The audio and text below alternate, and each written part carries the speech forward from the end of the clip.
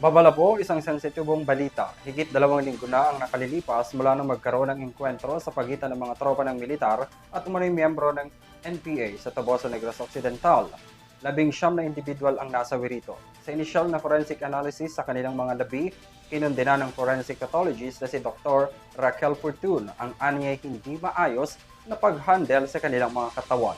Bukod pa sa issue ng tila basta ng pagtukoy sa kanilang pagkakakilanlan, may karagdagang balita si Criza Lopez. Kinundena ni forensic pathologist Dr. Raquel Fortun ang naging paghawak ng mga otoridad sa labi ng tinaguriang Negros 19. Nitong Huwebes, ibinahagi ni Dr. Fortun ang kanyang inisyal na pagsusuri sa 5 katawan ng mga sibilyan at umano'y miyembro ng komunistang grupo. Ayon sa eksperto, ilan sa mga labi ng mga nasawi sa Taboso ay maaari pang makilala, habang ang iba naman ay nasa advanced stage na ng decomposition.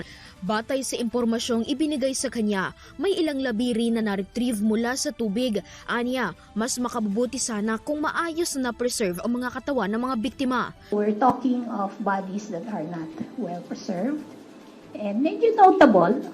Merong iba na maganda, may iba na decomposed. I have no idea how the bodies were recovered, how the bodies were handled.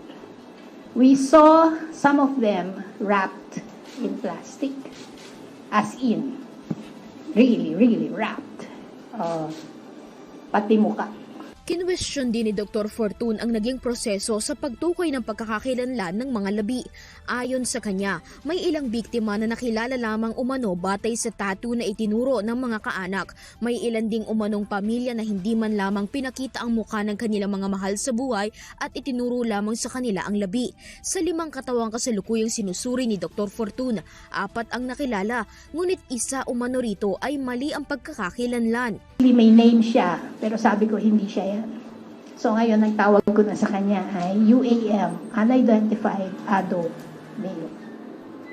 And we're going to work on that. I hope you help us. Ayon pa kay Dr. Fortun, mayroon ng ilang labi na na-cremate at ang iba naman ay nailbing na. Dahil dito nanawagan siya sa mga pamilya na huwag munang ipakremate ang mga labi dahil maaaring kailanganin pa itong ma-exhume upang muling maberipika ang identidad. Problema, please spread the word, do not cremate. Although ang narinig ko, 2 na-cremate, but the rest were buried.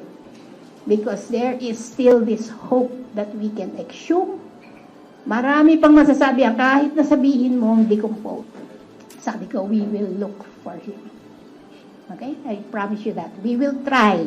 Best effort talaga to. We will look for. Samantala, humiling rin ng respeto si Dr. Fortun sa mga taong inihalin tulad sa corned beef ang mga labi ng Negros 19. Alala niyo si corned beef? Si corned beef. That's supposed to be insulting that the remains are reduced to corned beef.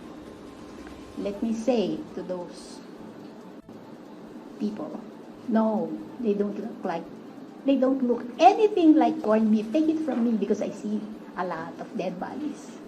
You know what they look like? Tao. People with injuries. People who were killed. Okay? And that could be you. Matatandaang noong Abril 19 nang masawi ang 19 na individual sa Taboso Negros Occidental matapos ang ikwentro sa pagitan nila at ng 79th Infantry Battalion ng Philippine Army. Para sa Zero TV News, Criza Lopez, sumasaludo sa bawat Pilipino.